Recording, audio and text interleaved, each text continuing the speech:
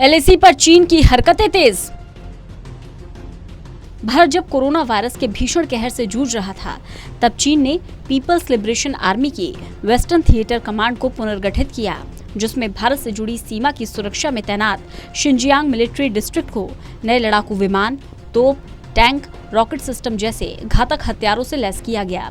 गलवान सैन्य संघर्ष के बाद पीपल्स लिबरेशन आर्मी ने शिनजियांग सैन्य जिले को तेजी से अपग्रेड किया। इतना ही नहीं, चीन ने इस इलाके में सेना की कमान संभालने वाले कमांडर को भी बदल दिया।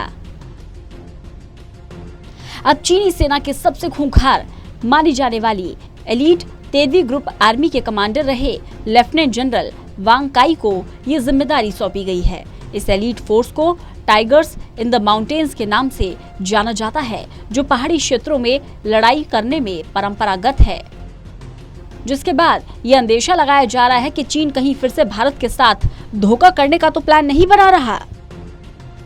एलएसी के पास बसाए गांव, क्या चल रहा है ड्रैगन के मन में? बता दें कि भारत चीन सीमा पर गलवान घाटी में हुई हिंसक झड़प के बाद से लाइन ऑफ एक्चुअल कंट्रोल पर असहज शांति बनी हुई है।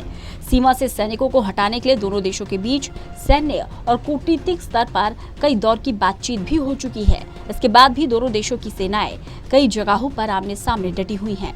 इस बीच चीन ने भारत के साथ बातचीत की आड़ में सीमा पर 100 से ज्यादा एडवांस रॉकेट लॉन्चर की तैनाती की है। इतना ही नहीं, चीनी सेना ने एलएसी के नजदीक 155 mm कैलिबर की PCL 181 सेल्फ प्रोपेल्ड हॉवित्जर को भी तैनात किया हुआ है। सर्दियों से पहले सैन्य तैनाती बढ़ा रहा चीन। चीन ने भारत के साथ अपनी हाई एल्टीट्यूड वाली सीमा पर 100 से ज्यादा advance long range rocket launchers को तैनात किया है। चीन की सेना हिमालय की खून जमा देने वाली सर्दियों की तैयारियां कर रही है।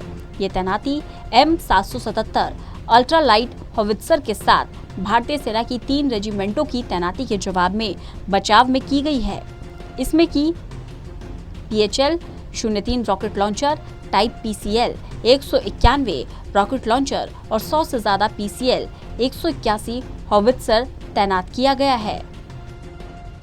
चीन की हरकतों के बीच एलएसी पर इंडियन आर्मी की तैयारी कैसी? ईस्टर्न लद्दाख में एलएसी पर चीन का अड़ियल रवैया बढ़ रहा है। अरुणाचल प्रदेश से लगती एलएसी पर उसके सैनिकों की गश्त में भी बढ़ोतरी हुई है। इसके अलावा वे बॉर्डर पर मॉडल गांव बसाए जा रहे हैं। इस कंस्ट्रक्शन को लेकर भारत की चिंता पहले से ज्यादा बढ़ गई है, जिस पर भारतीय सेना के Eastern Army commander lieutenant general Manoj Pande ने कहा कि हमने इंफ्रास्ट्रक्चर बढ़ाया है और निगरानी भी बढ़ाई है। हम हर स्थिति से निपटने को तैयार हैं। चीन ने एलएसी के पास अपनी तरफ कई मॉडल गांव बसाए हैं।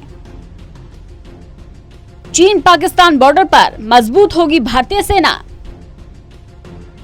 चीन से लगी 1300 किलोमीटर सीमा पर भारतीय सेना की तैयारियों को देख रहे जनरल पांडे ने कहा कि सेना की माउंटेन स्ट्राइक कोर ने पूरी तरह काम करना शुरू कर दिया है। इस कोर ने इंटीग्रेटेड ट्रेनिंग भी की है और इसकी सभी यूनिट पूरी तरह तैयार है। उन्होंने जानकारी दी कि सेना के आधुनिकीकरण के लिए इंटीग्रेटेड बैटल ग्रुप की मंजूरी दी जा चुकी है। ये ग्रुप तेजी से और ज्यादा असरदार तरीके से आगे बढ़ने में सक्षम है। इनमें सैनिक, तोप, एयर डिफेंस, टैंक और लॉजिस्टिक यूनिट्स शामिल हैं। इससे चीन और पाकिस्तान सीमा पर भारतीय सेना की युद्ध क्षमताओं में इजाफा होगा। जनरल पांडे का कहना है कि पूर्वी इलाके में चीन की बराबरी के लिए उपकरण बढ़ाए जा रहे हैं। साथ ही काउंटर ड्रोन टेक्नोलॉजी खरीदने पर भी विचार चल रहा है। वहीं फॉरवर्ड इलाकों में सेना की क्षमताएं बढ़ाने के लिए नए लॉजिस्टिक स्टोर बनाने पर भी जोर दिया जा रहा है। What are we doing to counter the drone threat?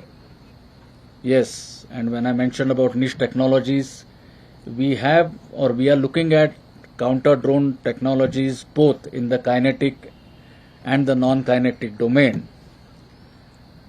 And here we are trying to fully utilize the expertise, the technology that is available in this non-military industry, and we are fully trying to utilize the startup ecosystem in our country in terms of introduction of counter drones measures both passive, kinetic and non-kinetic, and to that extent, I think in the due course, some of these are planned to be inducted in the Indian Army. सेना दूर से संचालित विमानों के बेड़ों का उपयोग कर क्षेत्र में LAC पर दिन और रात निगरानी रख रही है। इजराइल निर्मित हेरॉन ड्रोन का भी बड़ा बेड़ा पर्वतीय क्षेत्र में LAC पर 24 घंटे निगरानी कर रहा है और कमान एवं नियंत्रण केंद्रों को महत्वपूर्ण डेटा और चित्र भेजे जा रहे हैं। ड्रोन के साथ ही भारतीय सेना की विमानन शाखा ने क्षेत्र में उन्नत हल्के हेलीकॉप्टर रुद्र की तैनाती की है, जिससे क्षेत्र में इसका मिशन और तीव्र हुआ है।